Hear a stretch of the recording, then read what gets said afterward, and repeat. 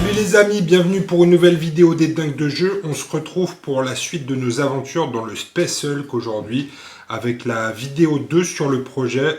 Je vous l'avais dit dans une précédente vidéo, il y a eu pas mal de commentaires, de questions sur la première vidéo du projet. Il y a certains aspects, certains points que je n'avais pas abordés. Donc plutôt que de répondre individuellement à chaque commentaire, parce que les mêmes questions sont revenues plusieurs fois, je me suis dit on va faire une deuxième vidéo pour répondre à toutes ces questions une bonne fois pour toutes. En tout cas, merci pour votre énergie et vos retours positifs sur la campagne Space Hulk. C'est assez surprenant pour nous. La mission numéro 1, au moment où je tourne cette vidéo, a fait plus de 30 000 vues. C'est un record pour les dingues de jeu. Et c'est aussi une surprise parce que on n'avait pas idée de la taille de la communauté de Space Hulk. C'est plutôt un jeu qui se joue, c'est plutôt un jeu de plateau qui se joue entre potes. Donc 30 000 vues, c'était plutôt surprenant pour nous. Il y a eu beaucoup de retours positifs par rapport au plaisir que ça a fait aux gens de revoir un jeu comme ça qui avait un peu disparu de la circulation depuis une dizaine d'années. Ce que j'ai bien aimé aussi dans les retours, c'est qu'il y a la simplicité de ce jeu-là, fait qu'on peut suivre une partie sans forcément connaître les règles.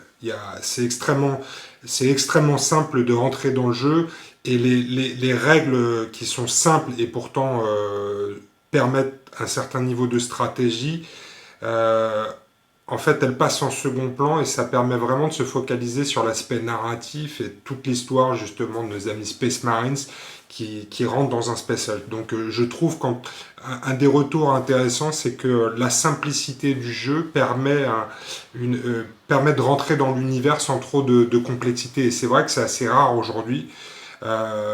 Regardez un rapport de bataille de Warhammer 40 000 V9 sans avoir tous les documents sous les yeux, les règles, les FAQ, les codex et tous les stratagèmes, aujourd'hui c'est une autre histoire. Donc je trouve que cette simplicité permet de rentrer dans le jeu. Ça a permis aussi à des gens qui ne connaissaient pas le jeu de regarder cette vidéo et d'y trouver un intérêt sans même connaître les règles du jeu. On a aussi pas mal de retours aussi sur des gens de mon âge avancés qui ont des enfants et qui ont ressorti Space Hulk pour jouer avec leurs enfants. Et c'est vrai que c'est un bon point. Je pense que c'est un très bon jeu en termes de système de jeu pour initier des jeunes aux jeux de figurines. Donc si vous avez votre Space Hulk dans un placard depuis 10-20 ans et que vous avez des enfants, sortez le jeu pour les initier, peut-être faire abstraction du contexte et de l'univers qui est un peu sombre, hein. Expliquez bien à vos enfants que ça n'est qu'un jeu et que dans la vie en vrai, c'est pas parce qu'une personne a 4 bras et qu'elle est bleue qu'il faut la brûler, hein. Il faut vivre dans la paix et le respect de la diversité. C'est vrai que le contexte de Space Hulk est un petit peu violent pour des jeunes, mais si on se concentre sur le jeu en lui-même, il est assez simple et ça permet d'initier des jeunes plutôt. Vous avez vu aussi, on se donne un peu de mal sur le montage et sur des petites vidéos pour mettre dans l'ambiance. C'est compliqué à faire parce qu'on filme tout à l'iPhone et on monte tout sur tablette. Donc pour faire ces petites séquences, j'utilise 3 applications différentes souvent, ce qui est un peu laborieux, mais on va dire que c'est un des aspects positifs de la période de merde qu'on traverse en ce moment. Le confinement nous donne un peu plus de temps pour bricoler, pour faire du montage. Donc voilà, on se donne un peu de mal et ça permet effectivement de construire toute la partie narrative au fur et à mesure du déroulement de la campagne. On va voir les aventures de Gideon, de Lorenzo, de Léon. On va suivre l'évolution de tous ces Terminators dans leurs aventures et c'est vrai que c'est un plaisir à raconter. Dans les retours aussi, on a eu pas mal de gens qui m'ont envoyé des photos d'eux installés dans le salon en train de regarder les rapports de bataille sur écran géant dans le salon. Et ça, c'est plutôt cool aussi parce que c'est vrai que j'ai l'impression que YouTube, dans notre consommation, devient un peu un espèce de bruit de fond. Quelque chose qu'on consomme en faisant autre chose, souvent de la peinture ou du bricolage, et qu'on ne se concentre pas toujours sur le travail qui a été fait, sur l'aspect montage, etc. Et c'est vrai que de voir ce que tu as fait sur écran géant et l'amener à un niveau de film, c'est quand même assez sympathique et ça prouve que vous aimez ce qu'on fait. Donc merci pour vos retours, c'est vraiment très cool. Donc voilà un peu pour le retour sur ces premières vidéos. Je vais maintenant aborder les sujets qui concernent l'impression de la table et tout ce qui est impression 3D parce qu'il y avait effectivement pas mal de questions. On va maintenant aborder tous les points sur l'impression 3D. Petit rappel en tout cas de mon côté, on est vraiment dans le partage d'expérience. Hein. Moi je n'ai rien à vous vendre, je ne fais pas de service d'impression. C'est pareil avec Dragon's Rest, hein, tous les fichiers je les ai achetés. Donc on est vraiment plus dans le partage d'expérience. C'est important aussi de rappeler une chose, c'est que quand vous achetez ces fichiers, euh, ça vous donne le droit d'en imprimer autant que vous voulez, mais pour votre usage personnel. C'est-à-dire que moi, si demain j'avais envie de vendre ces fichiers-là, je ne pourrais pas. Hein. C'est une licence à utilisation personnelle.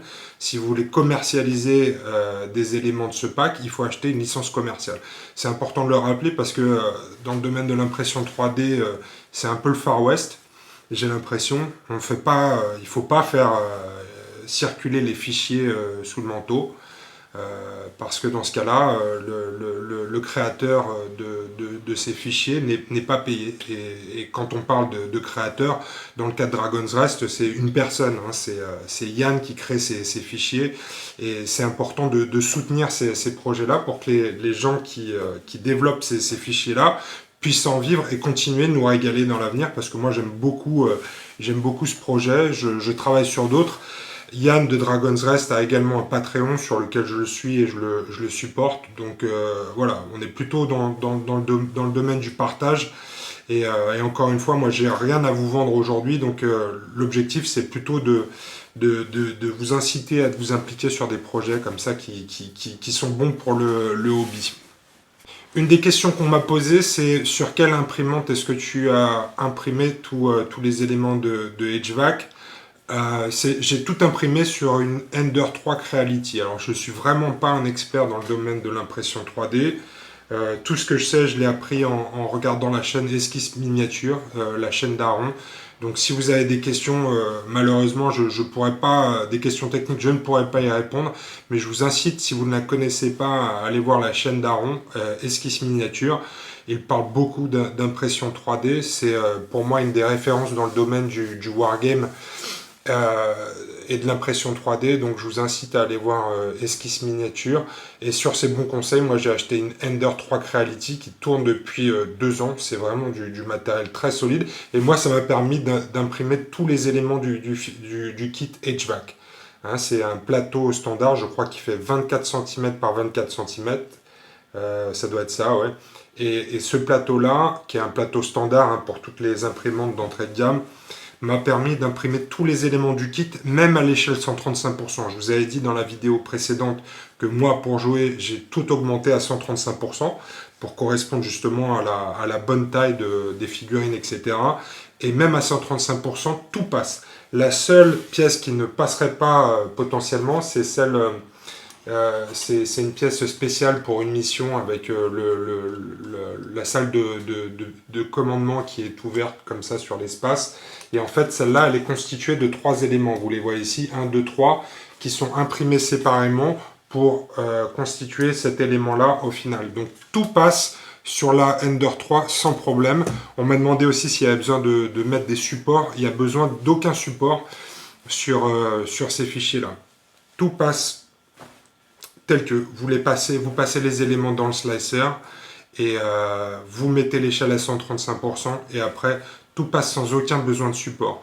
On m'a également posé la question de la résine. Alors je pense qu'il est possible d'imprimer tous ces éléments là en résine, mais et je connais pas, je suis pas compétent dans le domaine de l'impression en résine, mais j'imagine que vous allez avoir un problème de coût parce qu'on est quand même sur des éléments importants en termes de volume, que ça va consommer de la résine et que ça risque de coûter cher en résine.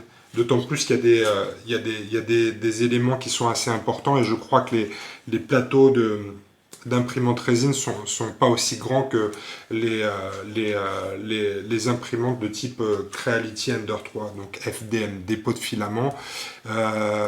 Donc voilà, résine, j'en sais rien. Vous pouvez, je pense, imprimer ce kit-là en résine. Je pense que par contre, l'impact sur le prix va être important. Mais je ne saurais pas trop vous répondre. N'hésitez pas à le mettre dans les commentaires si vous avez fait des tentatives d'impression de ces kits, de ce kit en résine. Moi, je ne sais pas. On m'a également demandé si je faisais une préparation avant la peinture. Moi, du type ponçage, ou je sais qu'il existe des résines aussi pour lisser un peu les éléments. Moi, sur ce type de décor-là, j'ai aucune préparation. Parce qu'on est vraiment sur des univers assez dark comme ça, type post-apocalyptique, etc. Et tout ce qu'on va faire en termes de vieillissement, toutes les techniques de weathering vont permettre de faire disparaître quelque part le fil. Alors c'est vrai que quand on regarde de près, on voit l'épaisseur du fil, mais je dirais que quand on joue, moi je me place toujours d'un point de vue tabletop, donc on est souvent à une distance de bras, et c'est comme ça qu'il faut regarder vos éléments, hein. On joue pas comme ça.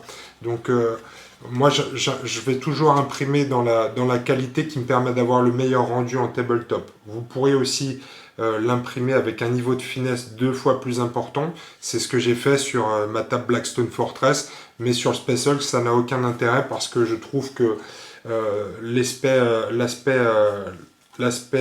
comment ça s'appelle, strat et filament, on le voit pas trop sur le résultat final, et je pense que vous l'avez vu aussi sur les vidéos, ça passe assez bien. Donc pas besoin de ponçage, pas besoin de résine pour la finition, on y va directement comme ça à la peinture, et sans aucun problème.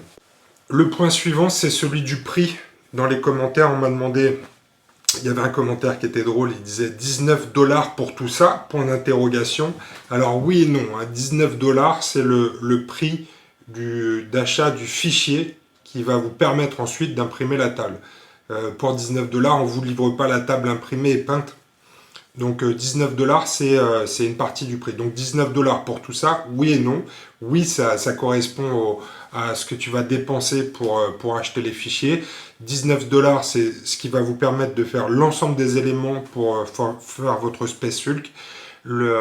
Les torpilles d'abordage sont vendues séparément. Il y a un fichier à part, toujours sur le site de Dragon's Rest. Et les torpilles valent 14 $. Donc vous voyez, en termes de coût de fichier, c'est assez bas, hein. Je trouve que les fichiers de Dragon's Rest sont assez abordables. On trouve de tout aussi dans le domaine de l'impression 3D en termes de prix, mais tout ce que vous aurez à débourser pour l'intégralité de ce que j'ai imprimé moi, c'est 33 $. En plus, le dollar n'étant pas très élevé en ce moment, vous allez gratter encore quelques euros sur l'achat des fichiers.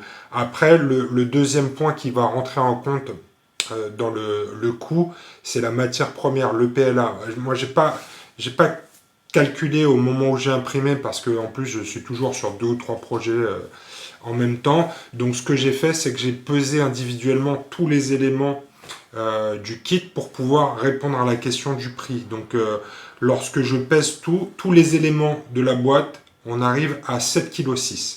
Donc 7,6 kg, c'est toutes les salles, tous les couloirs, toutes les dalles.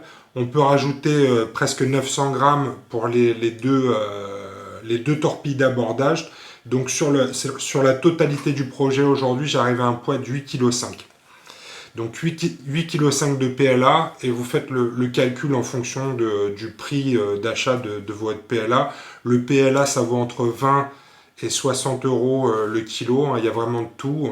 En général, dans le Wargame, on n'a pas besoin d'un PLA très technique. Donc moi, je le paye à peu près 25 euros du kilo. C'est ce qu'on va trouver en général. Donc 8,5 kg par 25 euros, on arrive à 210 euros de matière première. Donc 210 euros plus les 33 euros les 33 $ ou les 30 euros de fichiers, on va arriver à peu près à un coût de 250 € pour l'intégralité de cette table-là. Ça n'intègre pas le coût de la peinture, parce qu'après, il faudrait intégrer quelques euros pour la peinture, mais c'est pas le plus coûteux. Ça n'intègre pas non plus l'amortissement de la machine et l'électricité qu'il faut pour alimenter l'imprimante 3D. Là, je ne sais pas ce que ça peut représenter, c'est vraiment au-delà de mes compétences. Donc, on va dire, si on s'en tient vraiment à l'aspect matériel et achat de fichiers, on est sur un coût de 250 € pour cette table-là. Et là, on parle de tous les éléments de la boîte, on parle de tous les éléments pour faire les missions de la boîte Space Hulk. Dans les commentaires, certains d'entre vous ont également parlé de magnétisation, et c'est vrai que ce kit, je vais vous montrer ici, il est prévu pour deux types d'assemblage. Je vous ai montré les éléments, l'option que j'ai retenue moi avec ces clips qui se fixent dans la partie basse ici. Je les ai toujours fixés à droite pour qu'on puisse, à la manière d'un Lego, les fixer les uns avec les autres, hein, comme ça. Mais ces éléments-là, ils sont aussi prévus pour être magnétisés. Vous avez ici des emplacements qui ont été prévus par le concepteur et dans lesquels on peut mettre des aimants. Donc à la base, c'est des aimants de 5 mm de diamètre par 2 mm d'épaisseur. Le premier problème pour moi, c'est que déjà en passant à 135%, il va falloir trouver une autre taille d'aimant. Parce que sinon, ils vont flotter à l'intérieur de l'espace si vous restez sur du 5 mm. Et c'est pareil, le 135% va aussi augmenter la profondeur. Donc on arrive sur une taille d'aimant qui est un peu bâtarde. Et l'aimant ne va plus, à cause de l'augmentation de la taille, ne va plus arriver en butée. Donc en termes de contact, c'est bien quand les aimants peuvent rentrer en contact pour une bonne magnétisation de la table. Donc ça c'est un des problèmes, mais c'est pas pour cette seule raison que j'ai préféré moi l'option des clips. La raison principale, c'est une question de budget. Là par exemple sur cet élément que j'ai là sous la main, vous allez mettre deux aimants ici, de là, de là, de là. Donc rien que sur un élément comme ça, vous avez 8 aimants à mettre. Et cet élément-là, il y en a besoin de 8 pour faire l'équivalent de ce qui est dans la boîte de Space Hulk. Donc là, juste pour ça, pour ces éléments de couloir, vous allez avoir besoin de 8 x 8, 64 aimants juste pour pouvoir gérer ces croisements X. Après, c'est vrai que c'est l'élément qui demande le plus d'aimants. Mais j'ai fait un calcul, moi, sur tous les éléments de la boîte, il faut 330 aimants. Et 330 aimants, ça représente un sacré budget, puisque moi, là où je m'approvisionne, quand on les achète en quantité et qui viennent de loin, on les chope à peu près entre 30 et 35 centimes. Donc faites le calcul, multiplié par 330, qui est la quantité nécessaire pour magnétiser tous les éléments de la boîte, on arrive à plus de 110 € de budget sur les aimants. Donc 110 €, c'est important, alors que là, si vous optez pour l'option clip, il y en a pour, allez, je sais pas, 2-3 € de PLA. Donc, vous voyez, on parlait tout à l'heure de 250 € pour la fabrication de la table. Quand on a 110 € de coût, juste pour une question de modularité, de simplicité d'assemblage, je trouve que c'est trop important. Moi. Vous rajoutez 50% du budget juste sur de la magnétisation. Donc quand j'ai fait le calcul à l'époque, moi je me suis dit non, on va partir sur du clip plutôt que sur de l'aimant. Une question également sur les figurines qu'on utilise, c'est toutes les figurines viennent de la boîte de Space Hulk. C'est les mêmes figurines qu'il y avait dans la V3 et dans la V4. Donc, je vous montre ici un des Terminators. On les a juste nous collés sur des socles de 32 qui ne sont pas réglementaires pour des Terminators pour Warhammer 40 000 puisqu'ils sont sur des socles de 40 maintenant. Mais en tout cas pour le jeu, ça nous va très bien. On a aussi, vous le voyez sur l'avant, indiqué l'arc de l'angle de vue avant, parce que c'est important dans Space Hulk. Il faut savoir dans quelle direction est orienté le Terminator. Même quand ils sont pas collés sur des socles, c'est pas toujours évident. Donc on l'a indiqué sur l'avant du socle. Est-ce qu'on nous a demandé si c'était de la pression 3D? Non. Ça c'est vraiment les Space Marines de la boîte de base. On a fait la même chose avec les Gene Stealers. On les a juste collés sur des socles de 32. Vous pouvez après utiliser tous les Terminators qu'on trouve dans le commerce chez Games Workshop. Vous pouvez aussi vous faire des Space Wolf, des Dark Angel, etc. Donc si vous n'avez pas le jeu, la boîte de jeu Space Hulk et que vous avez une imprimante 3D, aujourd'hui vous pouvez vous imprimer tous les éléments des dalles. Vous pouvez acheter les Terminators qu'il y a dans le commerce. Et puis vous démerdez pour trouver les règles qui sont à disposition sur Internet, ainsi que les différents éléments pour pouvoir jouer. Donc non, les figurines, c'est vraiment les figurines de la V3 et de la V4. Il y avait ensuite tout un tas de petites questions sur la taille de la table, le tapis, le stockage, etc. Donc ce que je vous propose maintenant, c'est qu'on se retrouve autour de la table. Je vais également vous montrer les nouveaux éléments que j'ai imprimés, puisque je continue d'imprimer des éléments de ce pack HVAC. J'ai pas encore tout imprimé. Il y a certaines salles spéciales pour les dernières missions. Il y a aussi des éléments du kit, qui sont en fait des éléments de Lego, qui vont vous permettre de créer après tout ce que vous voulez dans cet univers du Space Hulk, toutes les formes de salles ou de couloirs possibles et imaginables. On se retrouve tout de suite autour de la table. Une des questions que vous m'avez posées, c'est la taille de la table sur laquelle on joue. Ici, on est sur une table de 180 par 120, mais toutes les parties qu'on a fait pour l'instant tiennent sur un tapis de 120 par 120. Vous voyez, on joue sur un tapis de chez Crank, parce que ça aussi vous me l'avez demandé, un tapis de chez Crank Wargame, et pour l'instant toutes les missions qu'on a jouées tiennent sur un tapis de 120 par 120. Là on a la table qui est mise en place pour la mission purification, et c'est une des missions sur lesquelles la table est la plus longue en termes de nombre de cases de déploiement. Donc vous voyez ici on arrive bien au bout de la table de 120 par 120, de l'autre côté c'est pareil, mais ça tient. Donc normalement une table de 120 par 120 devrait suffire pour faire toutes les tables toutes les tables de la campagne. Question sur le rangement. C'est vrai que c'est un des problèmes quand on travaille sur des projets en impression 3D, c'est que ça peut rapidement prendre de la place.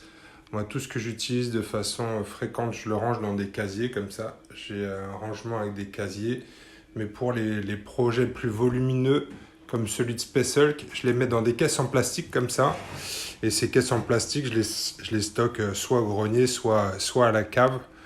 Gardez en tête que le PLA n'aime pas trop la chaleur et l'humidité. Donc ne stockez pas ça dans des conditions extrêmes, parce que la chaleur peut déformer le PLA. Après, on parle de température élevée, mais un élément comme ça, en plein soleil, derrière une fenêtre l'été, peut tout à fait se déformer. Moi, ça m'est arrivé, donc je préfère vous prévenir. Quand vous stockez vos éléments en impression 3D, évitez les endroits trop chauds et trop humides.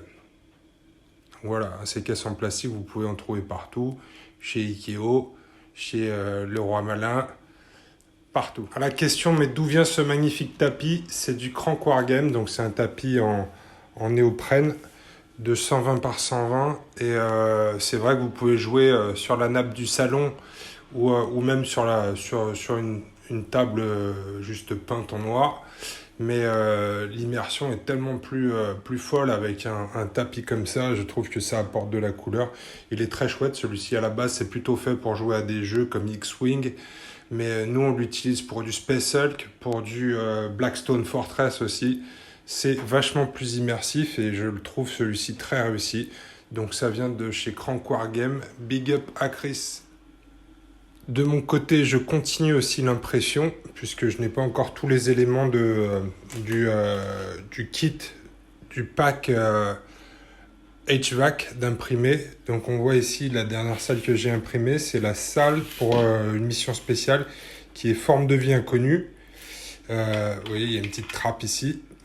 Et cette salle-là, elle existe en deux options. Il y en a une avec un monstre. Mais alors la version avec le monstre, je la trouve pas très réussie. Je trouve que le monstre est plutôt sympathique et je préfère construire un monstre avec des bits de tyrannide. Donc vous le voyez ici, c'est brut à la sortie de l'impression. On m'a demandé aussi si je faisais un traitement, moi, en sortie d'impression de type ponçage ou... Non, moi, je les utilise vraiment brut de décoffrage. Comme ça, il n'y a vraiment aucun travail à faire après l'impression. Les kits sont plutôt bien construits pour ça. Ensuite, dans les nouveaux éléments que j'ai imprimés, il y a ce qui s'appelle les terminus. Donc ça, c'est pour fermer des sorties. Il n'y a pas de porte. Ça n'a aucun intérêt dans le cas de cette salle-là. Mais si vous avez une forme en X, par exemple une salle en X, et que vous voulez condamner une des sorties pour en faire une salle en T, eh bien ça s'appelle le terminus. Vous voyez, à chaque fois, il y a un système ici pour insérer des clips qui vont pouvoir se fixer dans le reste de la construction. Ici, il y a ce qu'on appelle la chute. Donc là, c'est les cages d'escalier. Dans certaines missions, votre Terminator va se rendre à ce point-là. Il faut que je bricole un truc avec les escaliers, mais ils vont pouvoir descendre à l'escalier et rejoindre ici. Alors dans ce kit, il est prévu de pouvoir construire un Space Hulk en hauteur, c'est-à-dire que vous avez des poutres, etc. pour construire de la hauteur. Moi, j'ai pas retenu cette option-là parce que après c'est compliqué de jouer sur plusieurs niveaux qui se superposent et à filmer, c'est aussi très compliqué puisqu'on ne peut pas avoir une visibilité sur l'ensemble de la table. Donc je vais bricoler quelque chose avec ces éléments-là pour qu'on puisse jouer les deux plateaux en séparé, mais qu'on puisse jouer ces missions. Un peu comme c'est présenté sur la map où sont présents ces cages d'escalier. Les derniers éléments sur lesquels je suis en train de bosser aussi en ce moment, c'est ce qui s'appelle le kit. Donc dans tous les fichiers du pack HVAC, vous avez ce qui s'appelle le kit. Et le kit, c'est tous les éléments décomposés. Donc vous voyez par exemple cet élément-là ici. C'est un élément qu'on va retrouver dans des salles qu'on a déjà tout assemblé. Cet élément-là par exemple, c'est cet élément-là de cette salle. Ce qu'il a fait en fait Yann, c'est qu'il a découpé tous les éléments pour vous permettre de créer toutes les formes de salles ou de couloirs que vous voulez. Donc ça, c'est super bien fait. Il y a des éléments de couloir aussi. Donc soit, par exemple, vous allez venir le compléter pour faire un couloir comme ça, mais ça n'a pas un grand intérêt puisque ces fichiers existent déjà. Vous allez plutôt pouvoir faire ici, en prenant deux, faire un couloir de 2 cases de large ou même travailler sur des passages beaucoup plus larges avec des éléments comme ça. Tac, et là, on va faire un passage de 4 cases de large. Donc, le cauchemar de tout Genestealer. Un passage de 4 cases avec 4 Terminators en état d'alerte. Et là, c'est la fin des haricots pour les Genestealers. Donc, toutes les formes de salles ou de couloirs sont possibles avec ces éléments du kit. Donc, vous voyez, je suis vraiment en train d'en imprimer à la chaîne. Il y a pas la moitié des éléments du kit. Hein. Après, vous n'êtes pas obligé de tout imprimer. Moi, j'ai commencé à regarder les salles que je voulais faire ou les couloirs additionnels que je voulais faire. Il y a des propositions sur le site de Space Hulk Chronique, donc le site de Didier. Il y a des nouvelles formes de salles pour des missions et pour des scénarios qui sont également présentés sur ce site. Donc voilà un peu les news pour les prochaines missions. On imprime au fur et à mesure. Pour l'instant, on est bon. Pour la prochaine mission aussi, je suis en train d'imprimer des petites choses comme ça. C'est des œufs qui viennent d'un autre pack de Dragon's Rest. Il y a des fichiers pour Blackstone Fortress et il y a une extension pour Lamboule. Moi, ces petits œufs un peu effet alien, je vais les utiliser pour un des scénarios, le scénario Purification, qui sera le prochain qu'on va vous présenter sur la chaîne. Mais voilà un peu où est-ce qu'on en est de l'impression. On est presque au bout là, on a presque tout imprimé. Il ne reste plus que quelques éléments du kit, mais on sera après à jour sur ce projet Space Hulk. Voilà les amis ce que j'avais à vous dire sur cette deuxième vidéo du projet. On va continuer de bricoler. J'en ferai sans doute une troisième vidéo qui concernera la peinture des éléments. Donc quelques techniques de speed painting pour la peinture de ces éléments-là. N'hésitez pas si vous avez des questions. Même si je réponds pas à tous les commentaires sur les vidéos, je lis tous les commentaires qui passent et je prends des notes. Je prends des notes sur mon petit cahier, c'est un peu old school, mais c'est plutôt comme ça que je fonctionne. Moi, les réseaux sociaux, j'ai quand même un peu de mal à suivre tout ce qui s'y passe. Mais je note et j'essaye de répondre au fur et à mesure. Donc, en tout cas, merci pour tous vos retours positifs sur ce projet, ça fait plaisir. C'est vrai que nous, on fait ça parce qu'on aime, donc quand il y a des retours positifs, ça nous alimente et ça nous donne envie de continuer. Donc n'hésitez pas à partager tout ça autour de vous, partager la passion du hobby, c'est un beau hobby, donc on va continuer en tout cas tout donner pour vous. On se retrouve très bientôt pour la mission numéro 3. Ce sera purification. Purification, je cherchais le nom de la mission en français. Ce sera purification et, et on va suivre l'aventure de nos Space Marines. On va voir l'évolution de Gideon, les aventures de Lorenzo, du frère Léon.